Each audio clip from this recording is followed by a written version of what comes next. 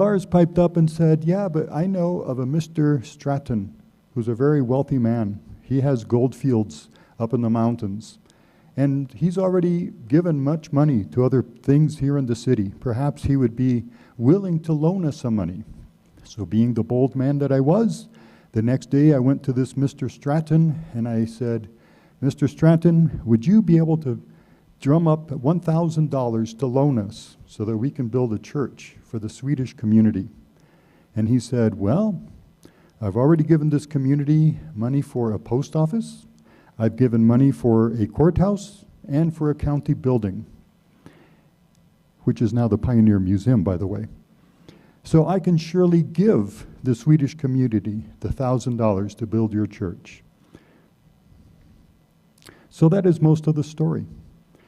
I think the people like that I found the money to build the first church, so they asked if I would be their pastor. In December of 1895, we made a contract for me to be their pastor for 3 years. And I said, sounds good to me. So I started preaching, and then in March of the next year of 1896, during a congregational meeting, I find out that some people did not like my preaching. And some people didn't like me. Well, I no like to stay where people no like me. So at the end of that month of March 1896, I resigned. I had family and friends in Las Animas, which means the encouragement, and I thought maybe that's where I need to move. My wife was very pregnant, but she's a good Swedish woman, so we move anyway. But that move not work out so good for us. Soon after we arrived in Las Animas, my wife gave birth to twins, and a little later, one of the twins died before we could even name her. And 9 days later, the other twin died. A couple of months later, I became very sick. The doctor said, I don't know what to do. And very shortly after that, I died of appendicitis.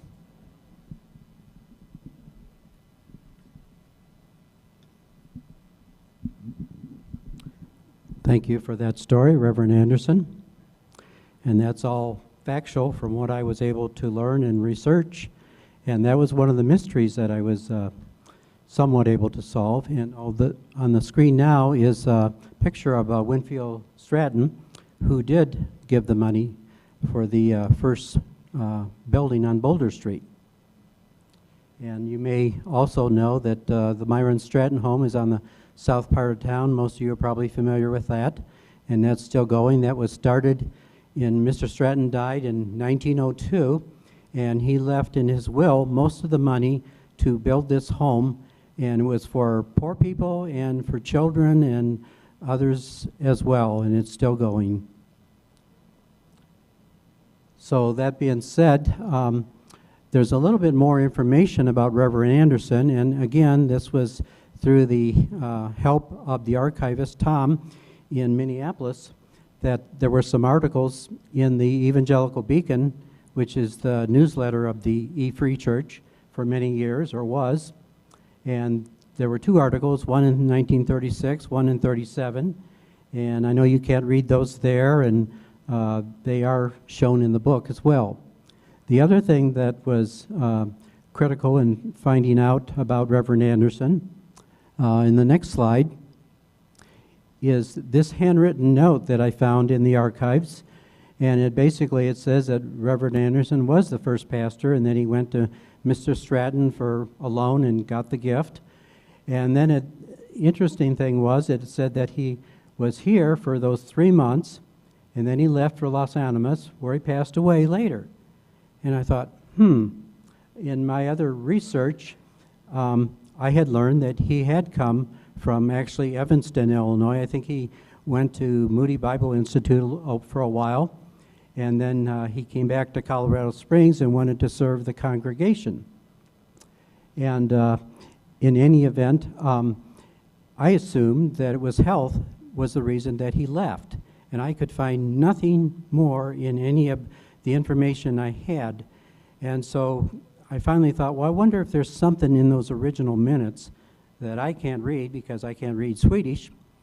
And so during one of Lois Pankrat's visit here, who was a missionary in Sweden for 18 years, she and I got together and she read those minutes again.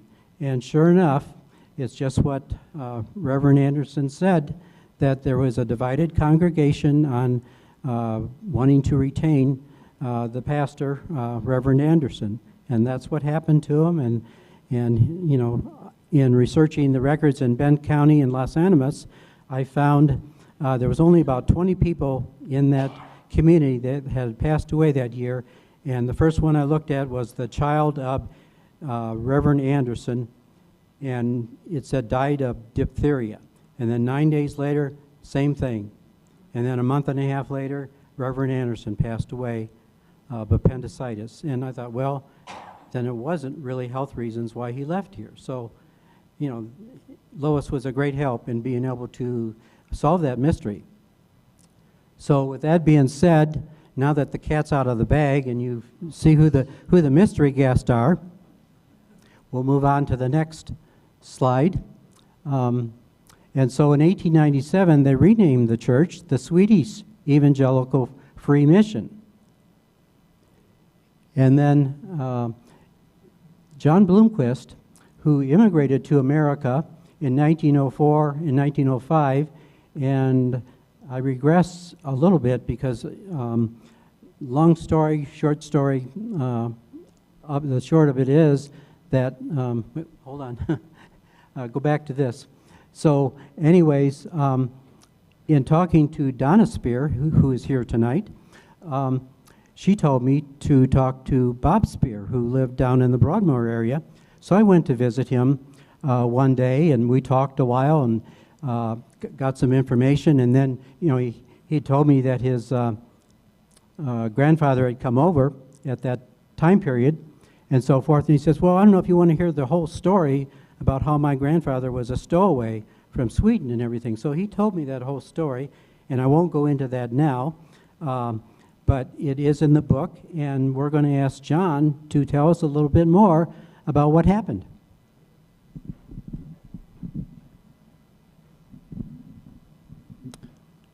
My name is Jan Blomqvist, and Rich has asked me to come and talk about how I came to America and to be a member of the church. I am happy to do this, but just a little nervous. So I was born Jan Nilsson, and in Sweden I worked on a farm. I wasn't very good with cows and horses, but I was very strong. I could carry heavy rocks from the field and pitch hay with the fork and dig ditches. One day the farmer said to me that I was very good with the shovel and that I had a long career ahead of me digging ditches. I was pleased with the compliment, but only a little. Then the farmer got conscripted into the Swedish army, and he didn't want to go. So I volunteered to go in his place because I would get better pay and see the world. In the army, they gave me a test to see what I could do, and then they handed me a shovel. Only I wasn't digging ditches, I was digging trenches and latrines. After a year in the army, I got leave to go back to my hometown, and there I met Helma Peterson again. Helma and I had been close friends since childhood, and we were still close friends, but now she was different. She was beautiful, the most beautiful woman I have ever seen. So one day, I asked her to marry me, and she said no. Because her family was poor, and I was poor with no prospects, except for digging with the shovel. Helma and her friend had a plan that they would stow away aboard the steamship bound for America, where they would soon become rich. I said I would go down to the docks and see her off. She said that would be nice. On the dock, she said goodbye, And then she kissed me. And for a long time, I stood there, looking off where she had gone. But then somebody yelled at me to get back to work and pointed at a large pile of boxes. So I carried the box up into the galley of the ship, and then I carried another one and another. Somebody yelled, "All ashore that's going ashore." But I didn't go. I couldn't move, but the ship moved. And then it began a gentle rolling. For a long time, I wandered through the bowels of that ship, down long passages with steam pipes and strange sounds, and all the while the air was getting hotter. Finally, I opened the hatch and I saw the furnaces, and there were men there standing by an air pipe, so I went over and joined with them. From time to time, a man would take a shovel and throw coal into the furnaces. I watched what they did, and after a while I did it too. And then I just kept on doing it. One day, the engineer was looking at me funny. I think he knew that I wasn't one of his stokers, but he didn't say a word, maybe because I was so good with the shovel, and because he was a man short. Down in the engine room, the temperature can be 180 degrees. Sometimes a man would go crazy with the heat and then just jump overboard.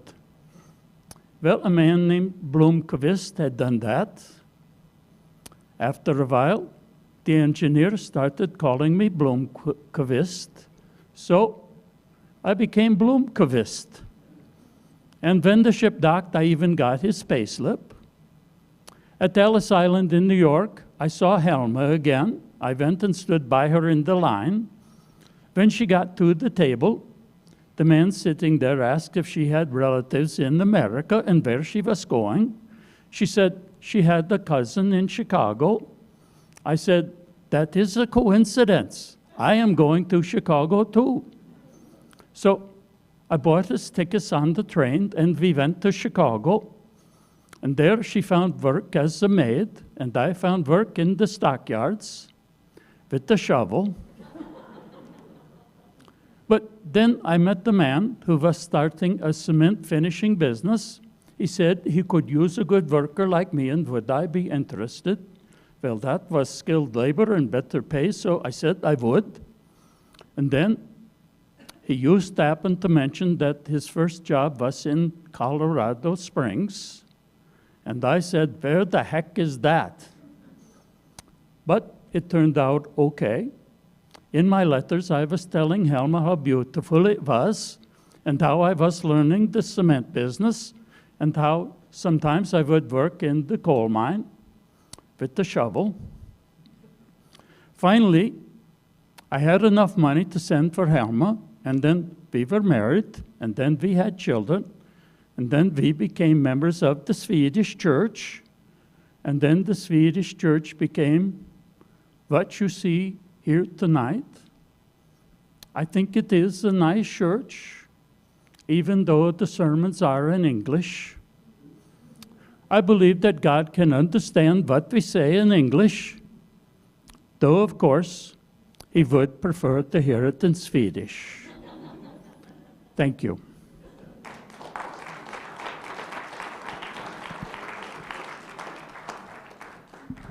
Thank you, John. Somehow in my book, I don't remember talking about a shovel. But it was a good story anyways. So, moving on to the next slide. We've already been through this, but as he came as a stowaway on a ship bound for America and landed in Ellis Island. And then here you can see a little bit of history, and I won't take time to go through all that, but the picture second to the right, or from the right, is a cement finishing crew, and that was given, or I scanned that photo from Bob Spear, in which he said John Blomqvist was the third person from the right, and several of the other members that are in that photo actually attended this church as well. And then on another occasion that I went back to see him and to go over the story that I had put together, and we kind of tweaked it a bit, he says, well, hold on a minute, I think I've got another photo up in my bedroom. And he came down with the one in the far right. And in that photo, which he said was taken about 1940, is John and Hilma Bloomquist in the middle, and on the left is Edna and Arnold on the right. Well, Edna attended this church for a lot of years, and in the bottom right, we see Edna and Guy Spear, and that photo was given to me by Donna Spear, and she said it was about 1985, and then the other photo is from the church directory. So that's how the Bloomquists got to be in the church, and then the other information there, I know Bob did not know when his grandparents got married. So I searched the El Paso County records, marriage records, and I found in the upper left, and I realized you can't read that, but the date that they got married was 10/10/10. So I'll never forget that.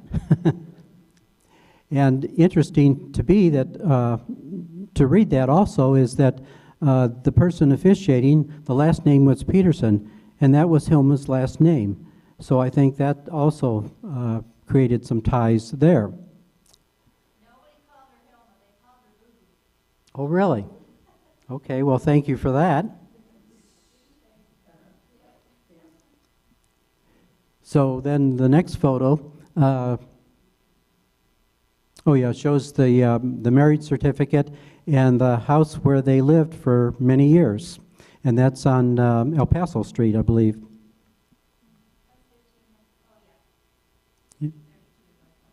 Yeah. Okay. And then the photo of the Bloomquist, a close-up of that so you can see them.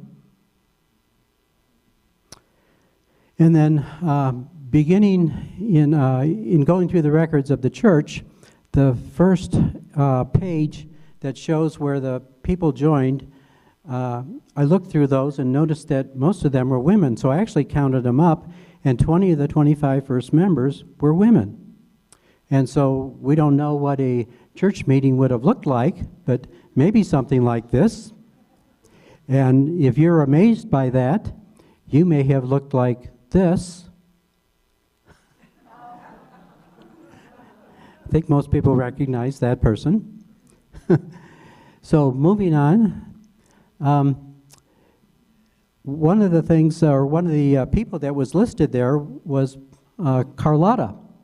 And that's how that is pronounced from what I'm told by Lois. And in any event, about a year and a half ago, I had my friend and I went down to the Boulder Street Church and tried to reenact a scene of what it would look like on a Sunday morning at the service. It happened to snow a few inches before the night before. And so at this point, Carlotta is going to tell us a little bit about her experience in coming to the church.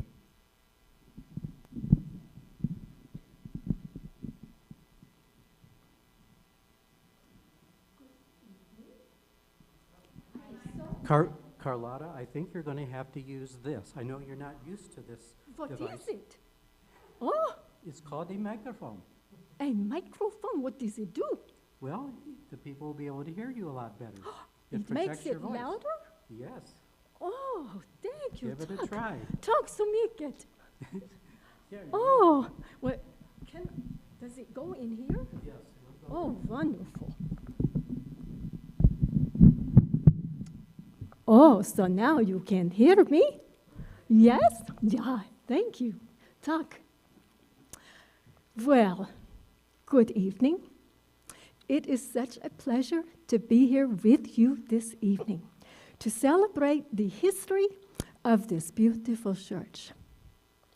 And I might say that I have been waiting for this evening for about 125 years. For I was one of the very first members of the church. At that time, I was only 21 years old, and that was in 1897 2 years after the church organized. So, because I was such an early member, Mr. Gibson has asked me to share with you a little of what it was like to immigrate from my homeland and to come alone as a single woman and find a new life here in Colorado Springs and to find my place and my home in your church and what it was like in the church at that time. So, my story really begins when I was a young girl of about 9 years of age. Right before I turned 9, I lost both of my parents, my mother and my father, and I was also an only child. So it was a very difficult time.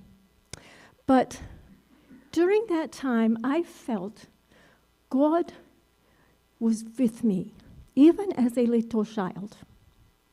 And I believed that He was my protector and that He would be with me throughout my life. Well, some friends of the family then raised me until I became a young woman. And at the age of about 17 or 18, I still did not quite feel at home, a part of their family. And so I was a little bit ready to strike out on my own. But I will tell you, the thought of it was frightening. Well, there were a few people in my church and in my little village of Norra Sweden who were talking about immigrating to the United States. And I could not imagine going across the big ocean and coming to a new country, but I was excited about the idea. And so I started to pray about it, and I prayed and I prayed. And I came to the place that once again I committed to believe that God would be with me no matter where I lived, even if I was still alone. So I got my courage up and I got on that big ocean liner and I came across the Atlantic, landed in New York City. Oh my goodness, New York City, I was so overwhelmed. It was so big and so busy. I knew in my heart this was not the place for me to spend my life because I loved the beauty of Sweden and the mountains and the green and the ocean, the waterways. And so I knew I would not stay very long, and I only stayed about a year and a half while I worked and made some money. Then I started hearing people talking about going west. And I thought, what is this west? And then I heard it was the wild, wild west. And I thought, if I went there, would I only see cowboys and saloons? Or would I have to live in a log cabin? I did not know. But my heart called me, especially when they talked about the mountains and the fresh, clean air. I knew that was the kind of place I wanted to make my home. So once again, I prayed, and I prayed, and I got my courage up. And this time I boarded a train. I rode the train through Chicago and stayed just a little while, and that was no good neither. So I came all the way west to Denver, and then I got on a coach with some horses, and they brought me to Colorado Springs. And I lived out my life in this beautiful country. I knew as soon as I stepped off the carriage, when I saw the beautiful mountains and the peak that you call Pikes, and I knew that this was going to be my home if I could find one other thing. I needed to find my brothers and sisters in Christ. I needed a place where I could worship and feel at home and serve my Lord. So, this was the first week I was in Colorado Springs, and it had snowed. And I stayed at the Antlers Hotel, And I asked everyone I saw, do you know of a Swedish-speaking congregation in the city? And they told me there was one down on the Boulder Street. So Sunday morning came, my very first Sunday in the Springs. And I got out my very best hat, and I put on my favorite Sunday dress, and I walked all the way to the Boulder Street Church in the snow and the mud and the slush, because we all have dirty streets, right? And I came to the Boulder Street Church. And when I walked up, I was so excited because first I saw buggies and horses all lined up on Boulder Street in front of the church, and then on the side street. And I thought, this is wonderful. They have so many people in their church.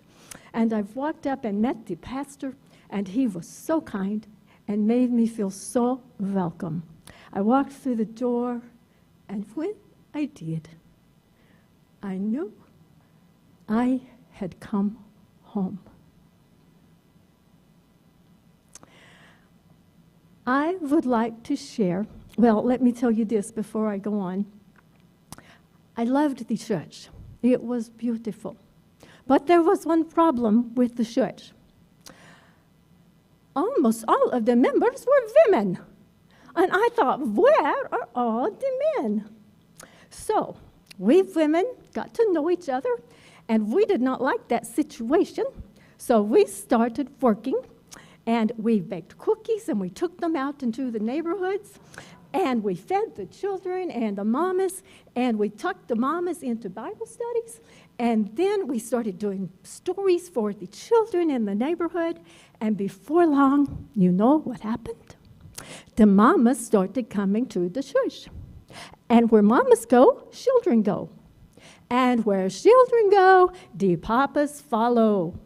So we had families with men coming to the church, and the church began to grow and to be effective in the neighborhoods and in the communities of Colorado Springs.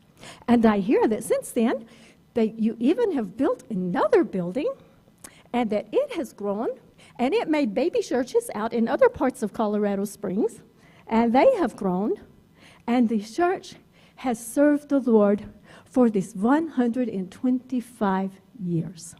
And I'm so thankful to have been a part of the early days of this church. We have a Swedish hymn writer who lived in Sweden her whole life.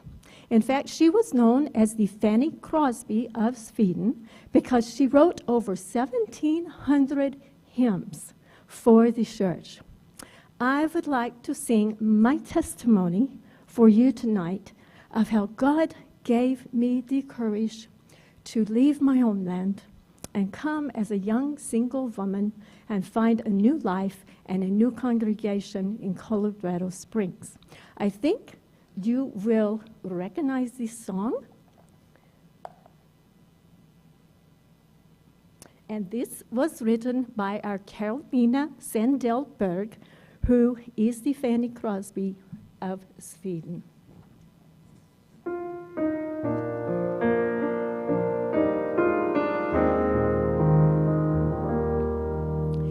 Day by day, and with each passing moment, strength I find to meet my trials here, trusting in my Father's wise bestowment.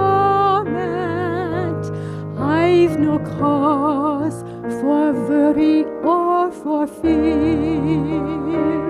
He whose heart is kind beyond all measure gives unto each day what he deems best. Lovingly, it's part of pain or pleasure, mingling toil with peace and rest.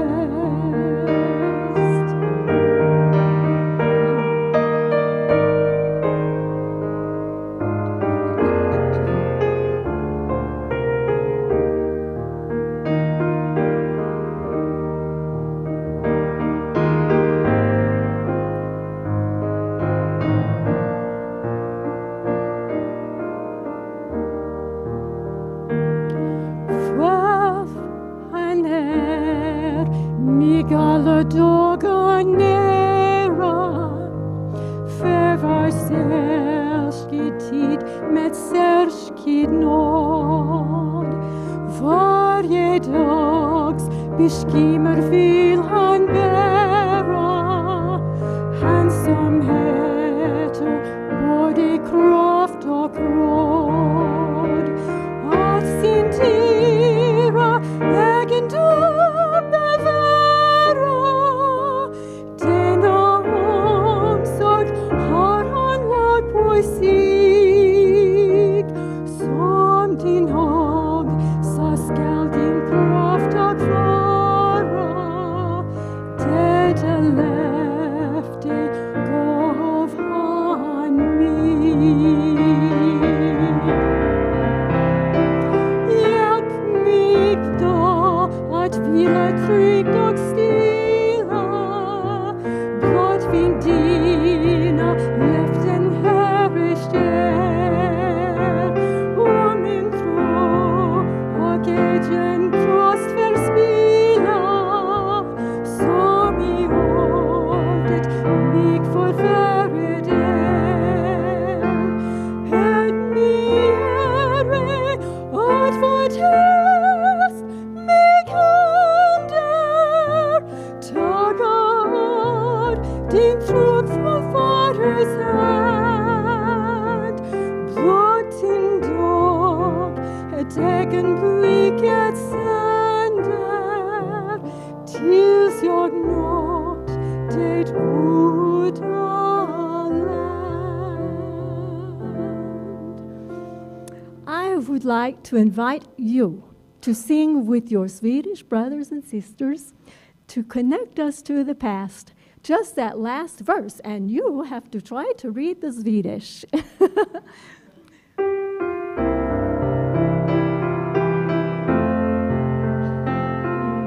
Well, we don't have all of the Swedish words up there, so let's sing it as it is. No, that won't work.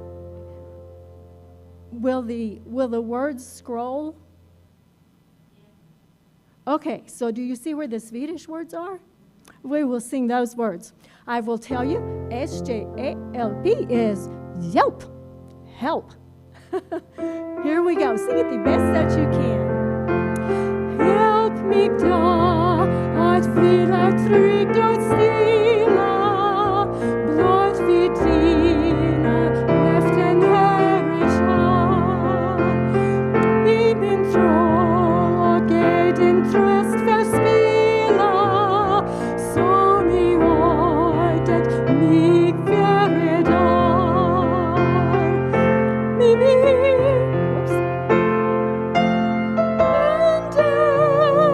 Tagar ur din trogna Faders hand.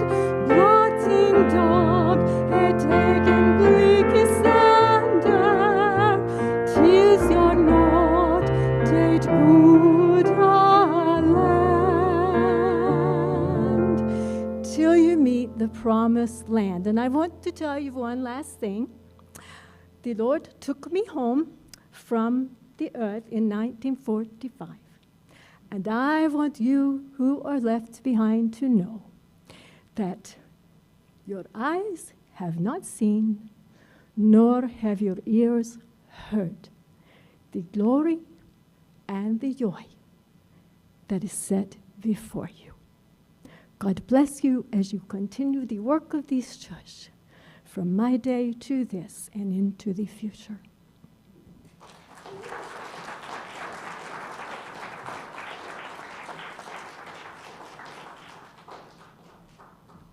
Thank you for that message and song, Carlotta. So the next slide, moving on, in a bit of the history, one of the things that I discussed with the archivist in Minneapolis is he was interested in the other free churches in town too, that 3 of the 4 at the time that First Free had actually started. In fact, my wife and I actually helped start each of those as well. But in any event, I had told him that I did a fair amount of travel, and he says, well, I'd really appreciate it if in your travels and so forth that you would send me pictures of the other churches if you get the opportunity. So I did that for about 18 months, and I actually got 87 churches for him. And I have 2 pages in the book that's devoted to, shows you a sampling of those. Well, one of the churches that I went to was up in Divide on a Sunday morning, and I happened to be looking at their history and so forth, and they had this poster on the wall.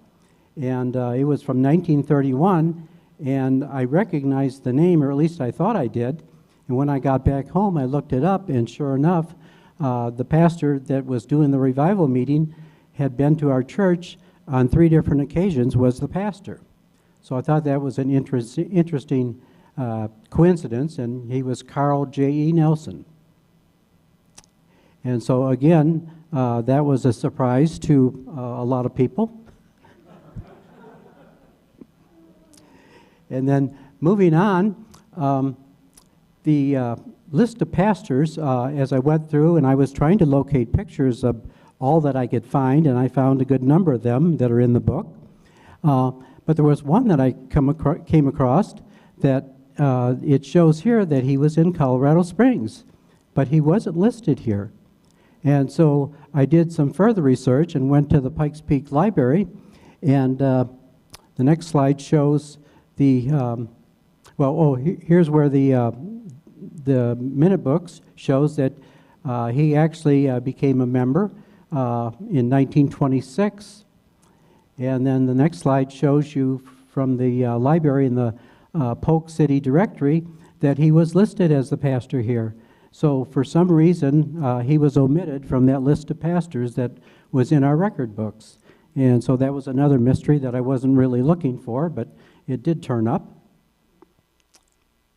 And then just to give you an idea, when the young people first started, the youth groups and so forth, this indicates that in 1908, they first started. And then in 1925, the minutes showed that there was a baptismal service in Prospect Lake, which I had no idea of. And there were 4 girls that were baptized during that time. And then here's one of the things that I had noticed, that there was records pretty much from 1950s on, but before that, there were basically no photos and not a lot of information of what was going on other than reading the minutes. But I did find this one photo, and it was kind of a Christmas card greeting that the pastor at the time had, I guess, given to the church, and at least ended up in the church archives. And that's when he served. And this is a photo that was in another publication, a book dated 1934, and the people were added there for emphasis. So that was probably the earliest photo before I found the one from the National Archives.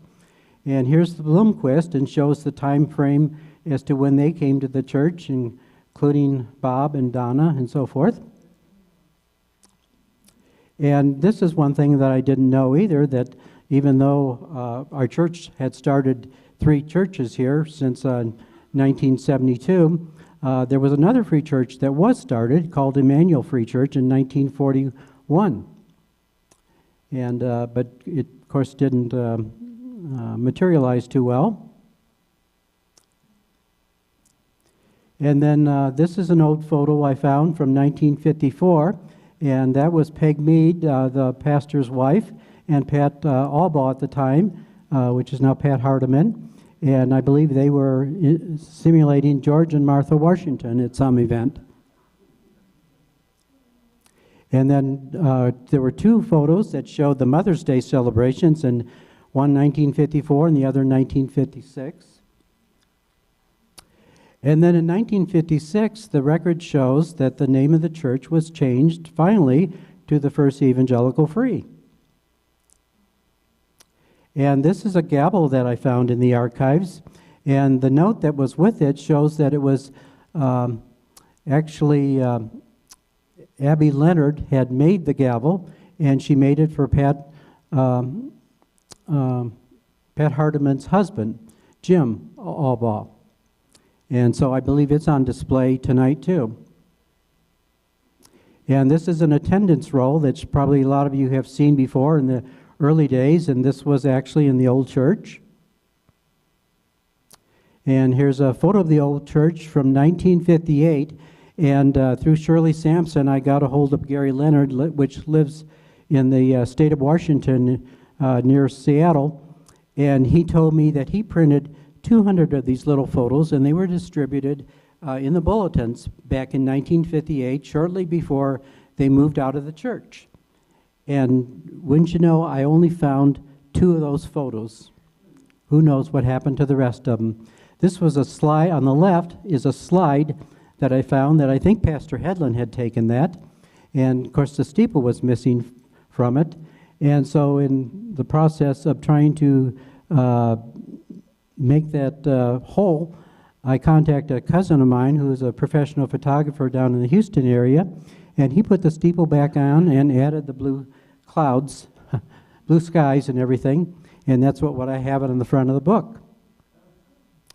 And this is one of my favorite photos that is in the book, and I call it the 1950s reunion. So it shows the church with the steeple added back, and of course you can read the name of the church on that. And this is one where I had actually my daughter superimpose the people from photos I had accumulated from the 1950s, except for Edna and Guy Spear. That was more like the 1985 photo, but the rest of them is how they actually appeared in the 1950s. And wouldn't that be interesting if they could all have a reunion together at the old church? And this is when they moved out. I found this record also at the library, and it says that the Unity Church is who actually purchased the building in 1958, and a little bit of a description about it. And then after they moved out, the congregation met at the YWCA downtown, which is still there, and that's a recent photo of it. I did actually go down there and took some pictures, and in the library I found these articles too that was in a scrapbook that they had for the Y. And here's some other photos I took. They have one of these hand-cranked elevators that's still working there, and the photo on the bottom left is a picture from the 1950s as well, probably about the time they were meeting there. That was in those old slides as well. And then the property, before we built on it, the church was given the name Pleasant Valley Free Church, which was, a lot of people didn't know that. Reverend Meade was the pastor at that time. And then John Headland, shown in this picture, became the next pastor, and the name was changed to Westmore Park Evangelical Free. And then originally the church was to look like this. That was the architectural rendering of what it was to look like. And in talking to John Headland, Pastor Headland's son, he gave me the story about that as to how and why they changed that, but I won't take time to go into that right now. But you can see it's drastically different. This is during the construction phase. And this is a picture about 1959 when it was first completed, and they first met in that multipurpose gymnasium building. And here was a service, and again, John told me this was not the dedication or anything like that. It was some other event that was going on. And this photo is from 1962 as to what it looked like in the old gym back at that time. And then one thing that I wanted to do was to get inside the old Boulder Street Church. And so I went down there one evening, and some lady had pulled up in the alley behind and had stopped, and I went and talked to her and learned that there was another group that owned the church now, and she thought it was the Masons. Well, it turned out she was right, and she said they meet there every Thursday night. So I went there on a Thursday night, talked my way in, and took some photos of what it looks like. And when they started their meeting, of course, I had to leave, but at least I got some photos and a little bit of information about how they had changed the church. As you can see, the skies and the ceiling and everything.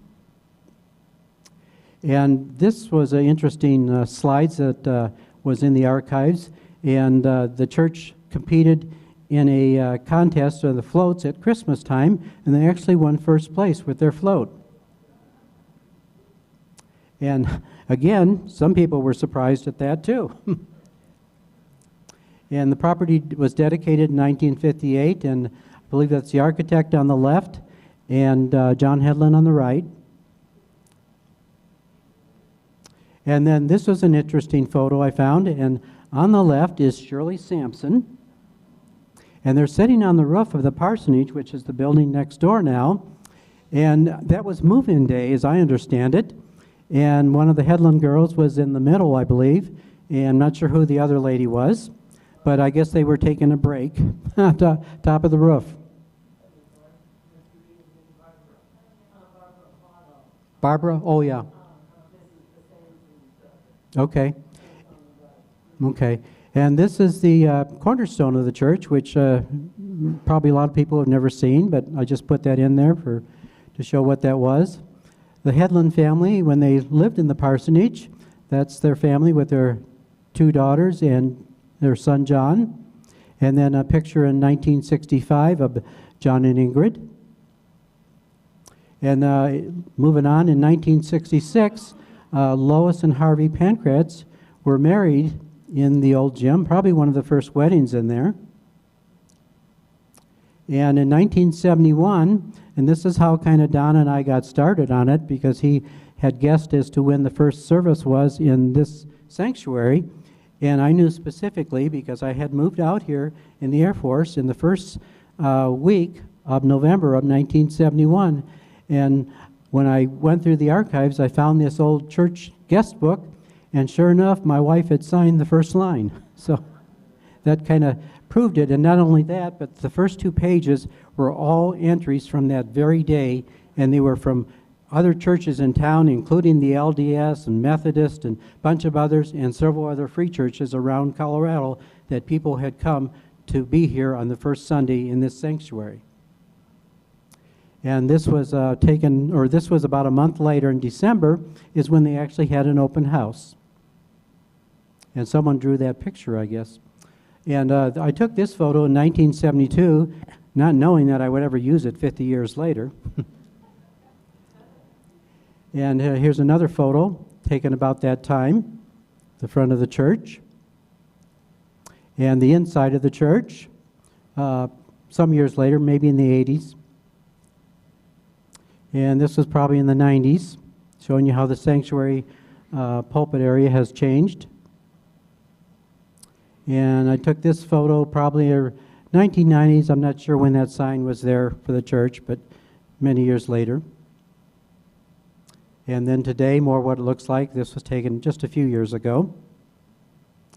And Don wanted me to include the other free churches in town in the book that I was doing, so I did paid visits to them once again and put pictures in there of what it looks on the outside, the inside, and their pastor.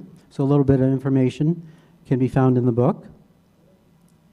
And then this is the pastors from the beginning of 1895 on through 1950, and all the photos that I could find of those pastors and the first 2 photos of the church that were known. And then here we are from 1950 all the way up to today of each of those pastors. And some of those getting a little bit grainy. And some people would think this was an outstanding list of pastors there. That's actually Pete Simonson. Don't know if he's here tonight. And there was an Awana Grand Prix that was held actually in the sanctuary. I don't know that they asked permission to use the sanctuary, it looks like. And this is a couple pages on the youth that you can look at in the book. And some more youth conferences that they had gone to. And the Young at Heart, which has been an integral part of the church for many years.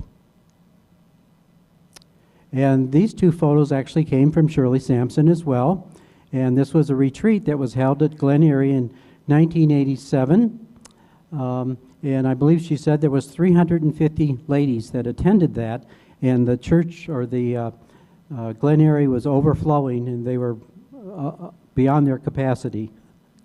And they came from all over the Rocky Mountain District.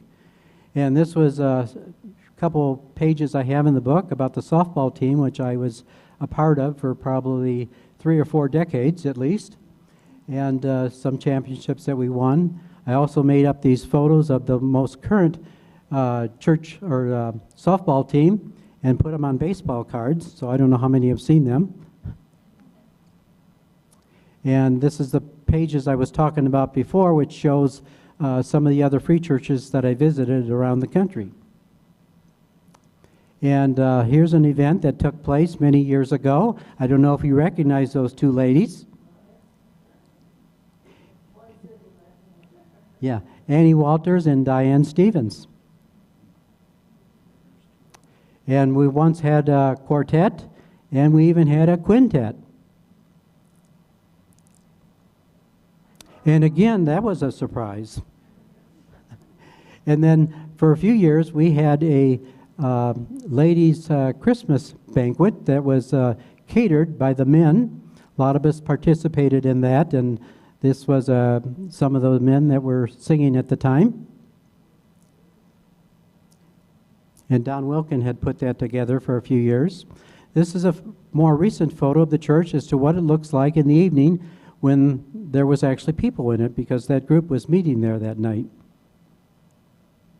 And this is what it looks like recently as well from the daytime. And of course our current church, probably about 2 years ago I took this photo and the following one. And it was interesting because when I was taking these photos and was over behind where the little parking lot is, some guy was riding by on his bicycle. And he saw me and he started yelling and waving at me. And who was it but Dennis Korth? And he says, "I'm going to call the cops on you." And that would be Dennis. So interesting, one of the things I found in there was during the Centennial Committee or celebration, this was the committee that worked on that, and I talked to 4 of those people, as well as some others, to get information and so forth, but they had a committee of 16 at that time. So moving on to the next, I want to congratulate all my players tonight that participated. So first one, Reverend J.E. Anderson, played by the one and only Jonathan Smith.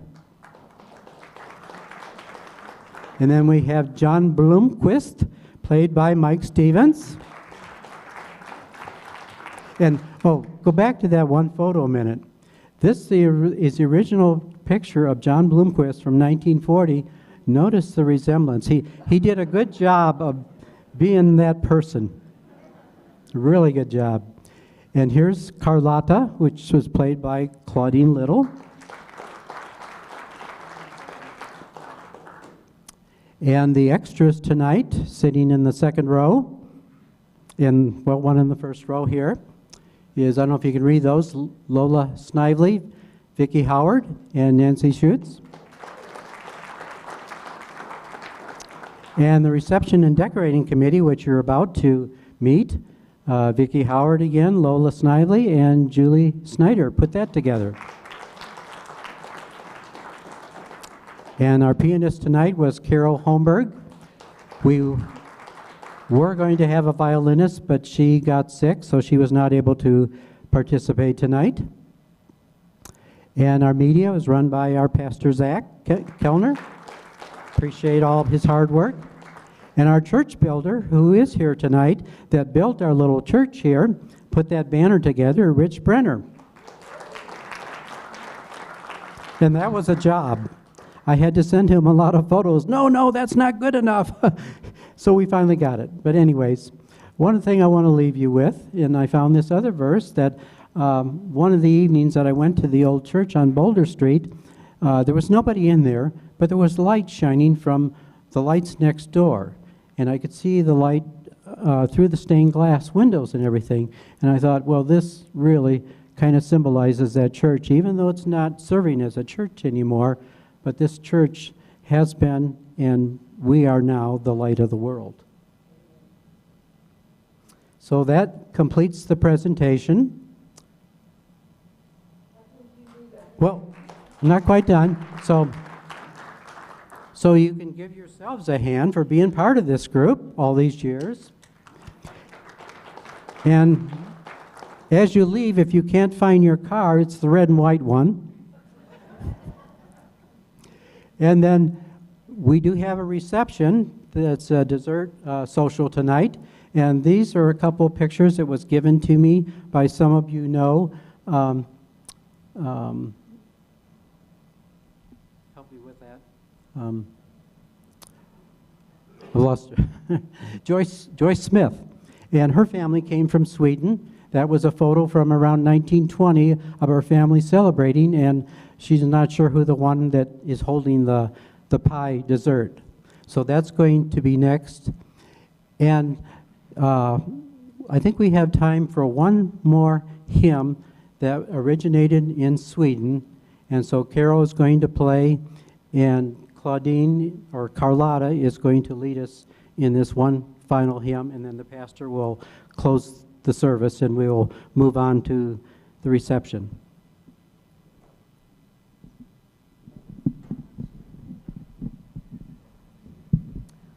I know that you know this one, and this is also written and as a hymn that came to us from Sweden. So we are going to have the words on the screen, right? You don't need them, probably.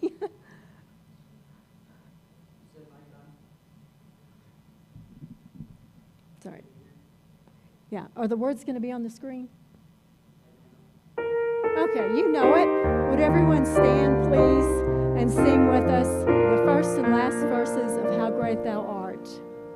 Oh Lord my God, when I in awesome wonder consider all the worlds thy hands have made, I see the stars, I hear the rolling thunder, thy power throughout the universe displayed.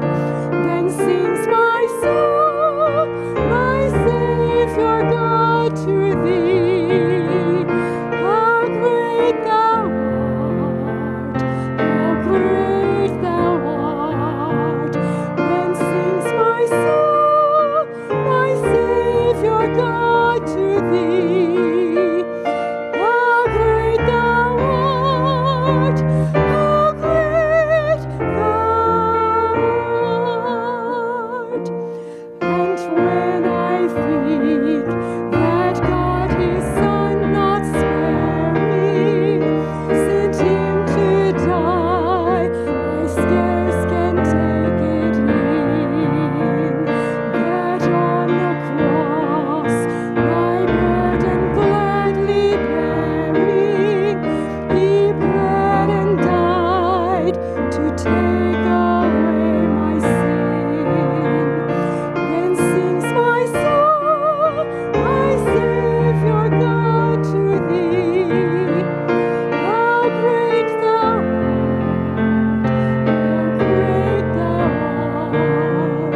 Then sings my soul, my Savior God, to thee. How great thou art, how great thou art.